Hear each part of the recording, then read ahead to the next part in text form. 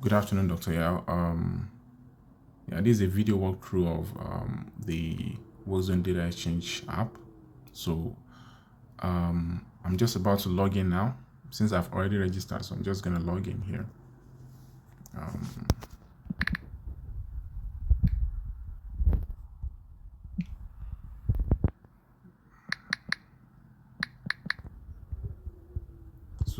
I just logged into the app, and the first screen that I would see is a screen of the profile, which can also be called the feed.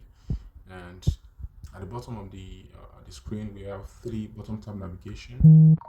So here is the first screen is we give a feed of all the workzone information that has been added, right? So the second button will take us to the map, and this map will give us a plot of all the locations of the workzone that has been added. So if we have more than if we have several workzone informations, this map will give us locations of all the work zone, right? So, and this third button is just for logging out of the app, right? So for the first part, if you want to add work zone information to the app, all you just need to do is to click on this orange button at the bottom right corner of the app, and this will take us to another screen where we can put all our all the informations of the work zone. So we can give the work zone an ID. Let's say work zone 123. The start date, right? That is the states, the dates at which we start putting in information about that particular work zone. So let's say we started at 2021, 28th of January 2021. So it has been added. So the end date is the last dates that we put an update of the work zone. So this, let's say, is today's date, which is the 12th of April, is the last date, and the activity time. So this is the duration, and we can, if it's from, let's say, 9 a.m. to 3 p.m. in the afternoon, right? So we can select that. So this next two buttons are for geolocation, right? So this begin location is representing the start of the work zone. So if you want to get information about the location information of the start of the work zone, so all we need to do is click this, and this will take us to the map. This button, this orange button at the bottom right corner, will zoom in on the app and will give us our current location, right? So this will give us our current location, which is also the start location of the work zone, that is the beginning part of the work zone. So to geolocate, all we need to do is click on the confirm location, and that will give us the latitude and longitude of that particular region of the work zone. So if you want to get the location of the end of the work zone, so we click on this, and it will, we can, as we've done earlier, we can zoom in on the app, and if we are already at the end of the work zone, since this will always give us the current location, we always zoom in on our current location, so we can geolocate, and it will give us the end of the work zone. Since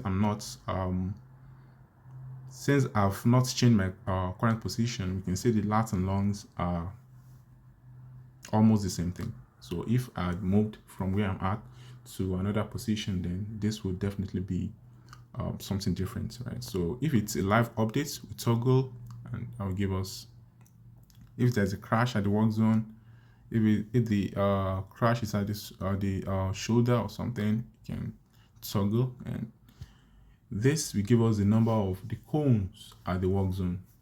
It can be any number. If it's for example, 9 cones. So that means we have 9 cones at the work zone. That is between the start and the end of the work zone. So if we wish to add some additional information about the work zone, we can do that in the description button. This is for additional information about the work zone. Right, so, and when we are done with this, we can add this. As you can see, it has been successfully added to the database. So yeah, as I said earlier, this first part of the screen gives a summary of all the information that we've added. And as you can see here, this flat list gives the work zone ID, the start date, the end date, and the duration, right? So if I had another information, then it will be another list just at the bottom of this, and that's how it continues to stack up. So if I want to make a change or update information that I've added, all I just need to do is to swipe left. Since the flat list is swipeable, I can just swipe left and I can edit all the information that I've provided here. So anything that I wish to change, if I want to update the location, if I want to change the dates or something, or I want to add some more descriptions, then it can be added and I can update that. Right. So if I wish to delete my information from the database, I can just click this and it will be deleted. So the second part where all the locations of the work zone are visualized is here. So as you can see, this represents the stats of the work zone, and this other cone represents the end of the work zone. And I think there's a call out for, yeah.